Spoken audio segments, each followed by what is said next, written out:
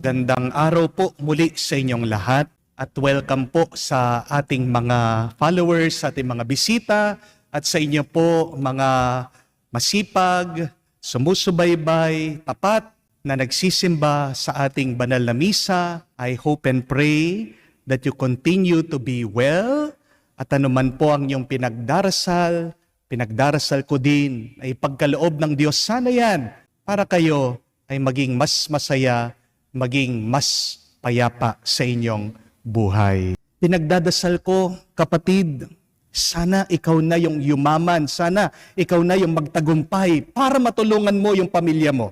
Amen? Magandang dasal. Kapatid, sabihin mo, Lord, tulungan mo ko.